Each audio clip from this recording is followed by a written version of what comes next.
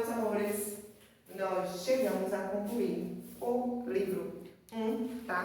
De arte.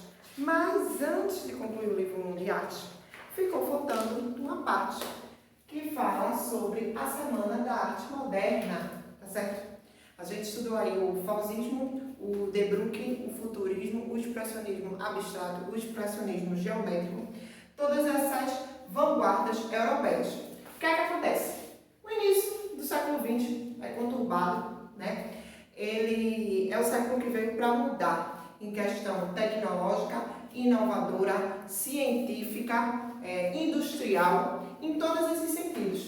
E na arte, a gente já vai vendo que no final do século XIX para o início do século XX tem toda uma mudança, né? Só que o Brasil tem a fama de importar tudo que vem do exterior, até hoje, infelizmente.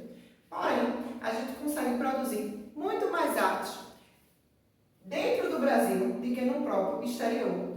E é o que a gente vai perceber aqui na Semana de Arte Moderna. O que é isso, Valquíria, que tu está dizendo?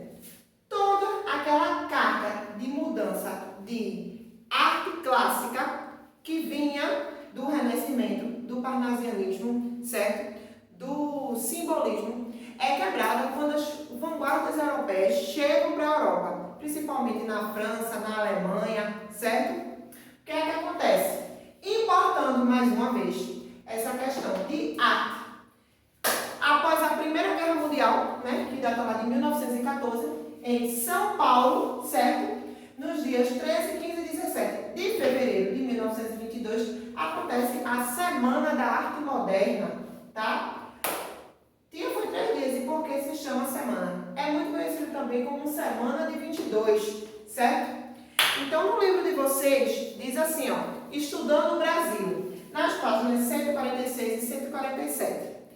Na arte brasileira, o sentimento de insatisfação era o mesmo, principalmente em relação à clássica arte elitizada da época. O mesmo sentimento de insatisfação que tinham das vanguardas, que as vanguardas europeias chega para quebrar, a Semana de Arte Moderna também. O decorrer de arte brasileira muda a partir disso aqui, principalmente do que é conhecido como arte contemporânea. Vamos lá. Os artistas brasileiros modernos se inspiraram nas mudanças propostas pelas vanguardas europeias, em especial no futurismo, que foi a última vanguarda que a gente estudou, que pregavam a reforma artística radical. Lembrem-se que o futurismo, além de ele pregar uma reforma artística, ele também pregava uma reforma política, tá certo? Então, passa muito por isso a Semana da Arte Moderna também. A Semana de Arte Moderna, no entanto, aconteceu após a crítica do escritor Monteiro Lobato, em 1917, à exposição de pintura moderna da artista Anita Malafalti. As obras de Malafalti seguiam o estilo expressionista, rompendo com o padrão clássico de arte. Porém, para Lobato, as pinturas não passavam de caricaturas. O modernismo brasileiro também foi político e voltado para questões sociais. Lembrem-se que é aí que a gente vê esgoto ao céu aberto, a formação de morros e de favelas, tá certo? Os escravos são abolidos, mas eles não têm para onde ir. Então é aí que tem um crescimento desordenado da população brasileira, tá? Queriam romper com as correntes literárias e artísticas anteriores para valorizar a identidade nacional. Vejam só, o 8º ano, acabou de ver comigo lá, quando tinha aquela formação, né, o romantismo de enaltecer, tá, a pátria, quando o imperador pagava, fornecia viagem para aqueles que escrevessem, pintassem, fizessem esculturas que enaltecessem um Brasil que não existia, certo? Então, os modernistas, como é o nome, que é o nome dado ao pessoal, pintor, escultor, certo? Da Semana de Arte Moderna, eles queriam romper com esse romantismo que enaltecia a pátria. Então, diz assim, ó. A semana aconteceu nos dias 13 e 15 de fevereiro de 22, né? No Teatro Municipal de São Paulo, local de grande destaque nacional, inclusive nos dias dias de hoje.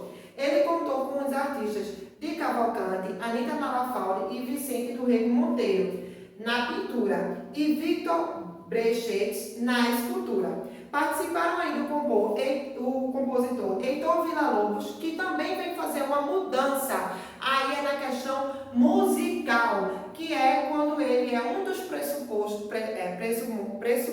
né, que dá início à bossa nova. E os escritores Oswaldo de Andrade, Mário de Andrade, Graça Aranha e Manuel Bandeira, certo?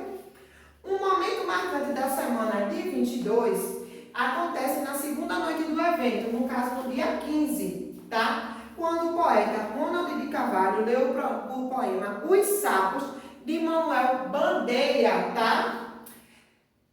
No poema, Bandeira compara os poetas parnasianos, aí vem dizendo assim, ó, movimento literário do século XIX, em que predominava a poesia. Sua principal característica era a valorização da forma e da estética poética. Então, isso aí era totalmente diferente do que o modernismo pregava, tá? Então, há sapos que coacham em ritmo perfeito, mas que não conseguem se comunicar. Então, ele tinha toda a forma estrutural do poema perfeito, mas que não consegue comunicar, não consegue dialogar com a sociedade, tá ok? Então, a reação do público não foi positiva e o poema foi lido sobre muitas vaias.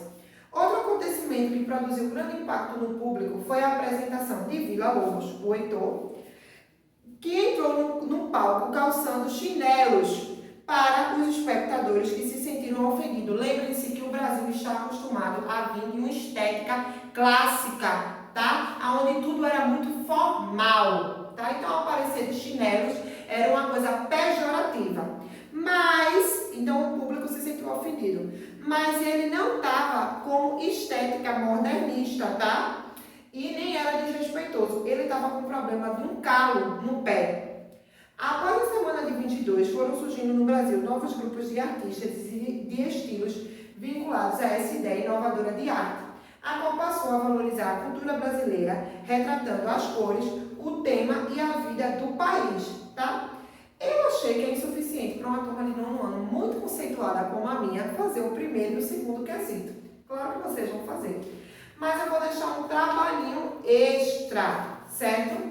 Eu quero que vocês registrem aí no caderno de vocês. Precisa ser uma só folha. Quais são esses movimentos que surgem no Brasil após a Semana de Arte Moderna? Ok, nono ano. Quarta-feira que vem, que não me julgue a memória, é 17 de junho, eu faço essa correção, ok?